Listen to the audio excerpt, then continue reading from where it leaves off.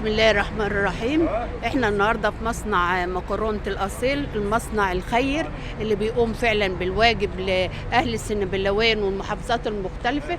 احنا النهارده هنتكلم معاهم. السلام عليكم. احنا النهارده في مصنع الأصيل، وانا جايه بناء عن مؤسسة النيل العالمية للتنمية وإعداد القادة اخد حصة المؤسسة. تقول ايه؟ وانا شايفة الناس بتاخد كوبونات ب 200، وناس بتاخد حاجات كتيرة، وناس بتاخد حصص كتيرة في كل حاجة. اللهم صل على من اول الشهر، هم بسم الله ما شاء الله. والجمعيات جميع الجمعيات على انحاء الجمهوريه، كله اللي عاوز اي حاجه بيساعدوه، ورب بسم الله ما شاء الله ربنا يبارك فيهم. حاجتهم كويسه ومخيرين طول شهر رمضان وطول السنه كلها. انا شايفه الناس مبسوطه، والناس كانت قاعده على البحر كتير من اول ما جيت. احنا حاجه بينهم وبين بعض ربنا يطلع، ما نقدرش نتكلم فيها. هم بيساعدهم وربنا يقعدوا لهم في عيالهم وفي بالهم. تقول ايه؟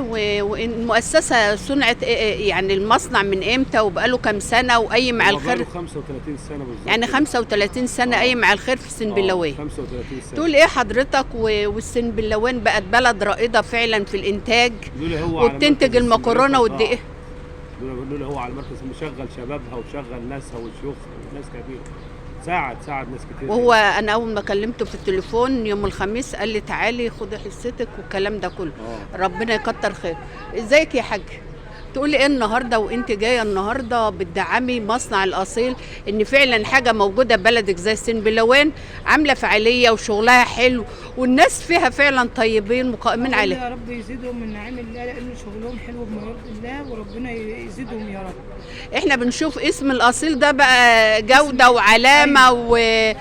وان شاء الله مع الايام هياخد ايه الدرجه. يا رب يجعلهم في الزياده يا رب. ربنا يكرمك. ازيك؟ تقولي ايه يا حاج؟ عند ربنا يزيده، وكلنا كل شهر عامل شهريه كمان للناس كلها، العزبه كلها. يعني انت بتحسي ان الراجل ده فعلا ربنا اداله من كتر عطيته بيدي للناس؟ ربنا يزيده يا رب ويجعله في الزياده. وانت تقولي ايه حضرتك؟ ربنا يزيده يا ماما. وانت تقولي ايه حضرتك؟ يا رب ووسع على كمان وكمان. المكان اهوت وتريلات وعربيات وناس موجوده كتير. ده المكان خف شويه لان المكان كان مزحوم وكان فيه ناس كتير.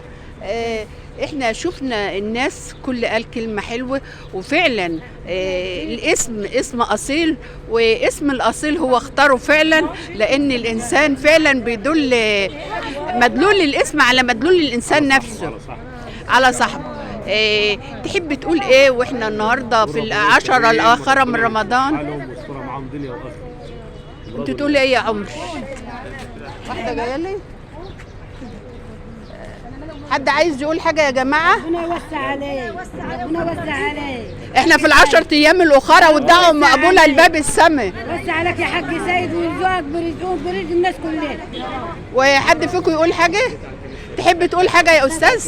ربنا يرضيه في الدنيا والاخره. واحنا بنقول ربنا يرضيه في الدنيا والاخره، واحنا فعلا مبسوطين ان احنا ال10 ايام دول 10 قبول من عند ربنا، وفيهم ليله ب1000 شهر. ب1000 شهر. الليله دي ممكن تكون ان النهارده 24، ليله 25 ممكن الليله دي ليله قبول. تقول ايه في الليله المفترج دي؟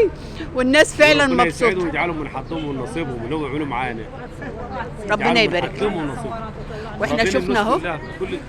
واحنا شفنا اهوت المصنع اهوت موجود.